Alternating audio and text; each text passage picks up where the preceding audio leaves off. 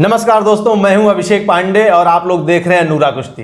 दोस्तों, अगर आपको मेरा ये वीडियो पसंद आए तो प्लीज़ इसको लाइक, कमेंट, शेयर ज़रूर करिएगा। अगर आपने मेरे चैनल को सब्सक्राइब किया है तो दिल से धन्यवाद। नहीं सब्सक्राइब किया है तो प्लीज़ सब्सक्राइब कर लीजिए, क्योंकि आपका ये छोटा सा सहयोग मेरे लिए बहुत कीमती है। दोस्तों, उत्तर प्रदेश निकाय चुनाव संपन्न हो गए, रिजल्ट आ चुका है और 17 महानगर पालिका में भारतीय जनता पार्टी सारी सीटें जीत चुकी है। लेकिन इन सारी महानगर पालिकाओं में एक सीट बहुत ही प्रतिष्ठा वाली सीट बन गई थी। दांव पेच वहां पे ज़्यादा खेला जाने लगा था और ऐसा लग रहा था कि वो सीट फंस जाएगी। वो सीट थी प्रयागराज की। जी हाँ, चुनाव से एन पहले अतीक अहमद और उसके भाई अशरफ की हत्या हो जाती है। अतीक के बेटे असद का एनकाउंटर हो जाता है।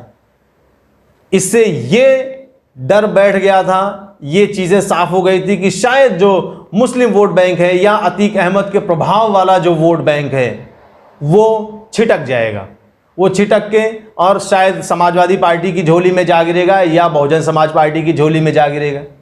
उसके साथ साथ वहाँ से जो सिटिंग एमएलए हैं नंद गोपाल गुप्ता उर्फ नंदी जी, उनकी नाराज़गी बहुत खुलकर सामने आई थी, क्योंकि उन्हीं से हारे हुए समाजवादी पार्टी के जो प्रत्याशी थे रईस चंद्र शुक्ला, उनको केशव प्रसाद मौर्य ने पार्टी ज्वाइन करा दी थी।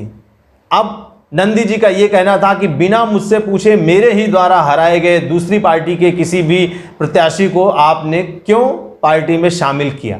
अब ये नाराज़गी नंदी जी की बहुत देर तक, बहुत दिनों तक चर्चा में बनी रही। फिर जो उनकी पत्नी अभिलाषा नंदी, जो उस समय वर्तमान में इलाहाबाद शहर की, प्रयागराज शहर की मेयर थी, उनका टिकट काट दिया गया और उन्हीं के करीबी गणेश केसरवानी को टिकट दे दिया गया। इससे भी नंदी जी की नाराज़गी बहुत खुलकर सामने आई और चुनाव प्रचार के दरमियान मैंने अपना एक वीडियो बनाया था इस मुद्दे पर, और आप लोगों ने भी अलग अलग वीडियो में देखा होगा कि अभिलाषा नंदी और नंद गोपाल गुप्ता नंदी जी, इन दोनों लोगों ने प्रचार तो ज़रूर किया, लेकिन कहीं ना कहीं चेहरे पर वो बात नहीं थी, वो चमक नहीं थी, वो एक मलाल, वो एक टीस रह गई थी। तो ऐसा लग रहा था कि कहीं ऐसा ना हो नंदी की नाराज़गी या अभिलाषा गुप्ता की नाराज़गी बीजेपी के लिए भारी पड़ जाए और प्रयागराज की ये सीट फंस जाए। अतीक अहमद का मर्डर हुआ, उससे भी एक लगा कि हो सकता है कि ये सीट फंस जाएगी। अगर ये सीट फंस जाती तो नंदी को ये कहने का मौका मिल जाता कि मेरी नाराज़गी आप प्रयागराज शहर में बहुत मायने रखती है, आप उसको नज़रअंदाज नहीं कर सकते हैं।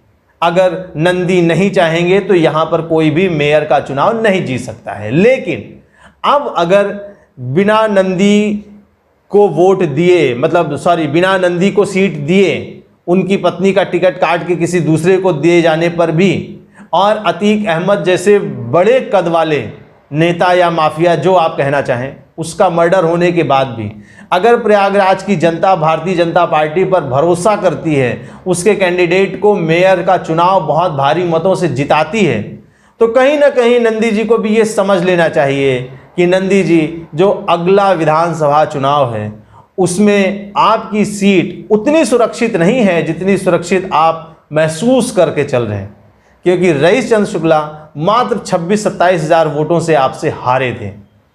तो अगर इन 2-2.5 सालों में जो अभी विधानसभा चुनाव का समय बचा है, इसमें अगर आपने सही काम नहीं किया, आपकी सही रिपोर्ट कार्यकारिणी तक, शीर्ष नेतृत्व तक नहीं पहुंची, तो प्रयागराज की सीट आपकी फंस सकती है, टिकट आपका फंस सकता है, कट सकता है।